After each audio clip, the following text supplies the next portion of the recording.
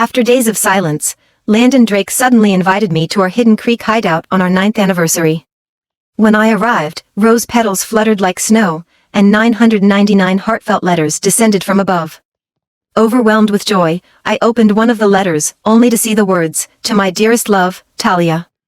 Before I could ask Landon what was going on, I saw Talia Monroe's Instagram story.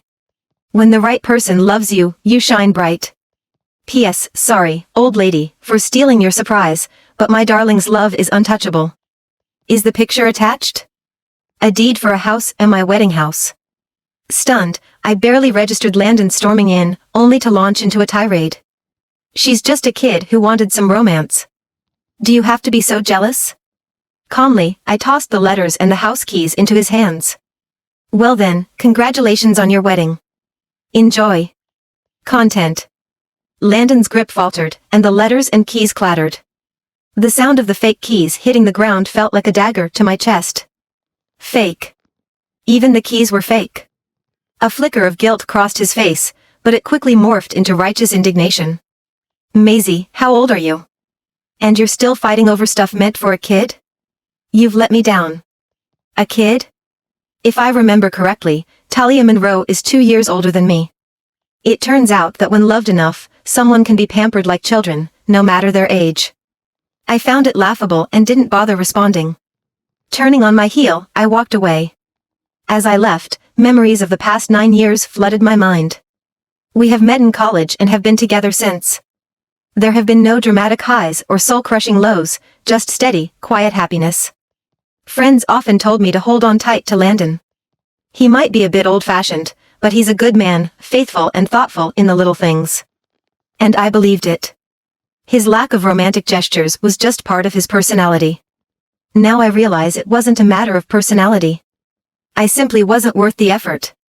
I called and canceled everything for the wedding. Afterward, I went to Brewer's Haven Cafe. I ordered a coffee and a slice of cake. The sweet cream melted on my tongue, a taste I hadn't indulged in for years. It made my chest ache, and tears rolled down my face uncontrollably. This was my favorite cake. I stopped eating it because Landon said I was getting fat, like a pig. I've shortchanged myself so much for so long. I'd barely taken a second bite when Landon called. "Did you just use my couple's pay account?" I froze, checked my phone, and realized I had accidentally used $58 from his account while paying.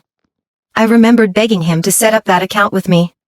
The limit was only $100, but I had clung to it, desperate for proof of his love. "Sorry," I said softly, transferring the money back immediately before unlinking myself from the account. There was a pause. "It's not about the money," he said finally.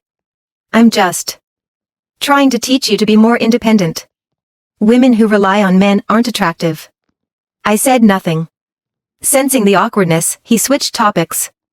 "The hotel just called. Did you cancel the wedding banquet?"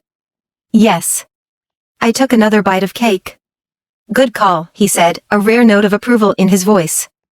"Life's about sincerity, not these meaningless formalities. I'm glad you're starting to understand." His shamelessness no longer surprised me. Before I could respond, a message from Talia Monroe popped up on my phone. Landon had taken her for a bridal photo shoot to make up for the surprise he'd promised her. The attached picture showed them holding hands, laughing blissfully. It's amazing how he found the time to scold me about $58 while doting on her. I let out a bitter laugh. "Landon Drake," I said aloud, "I thought you'd gotten the message. But since you didn't, let me clarify. We're done. Do you understand now?" I hung up before he could respond. Sipping my coffee, I allowed myself to enjoy a rare moment of peace. I'd expected heartbreak, but what I felt instead was calm, a quiet acceptance of the end of our 9 years together. Letting go, for the first time, felt liberating. The phone wouldn't stop ringing. Landon. His parents. My dad. My stepmother. I silenced everything, turned off my phone, and enjoyed the silence for the first time in years. That night, I returned home, only for Landon to arrive shortly after. He held a takeout box with half-eaten steak inside. "I brought you some steak," he announced, placing it on the table. It was leftover from Talia Monroe. I'd seen her Instagram story. A luxury restaurant where a meal costs at least 10 grand.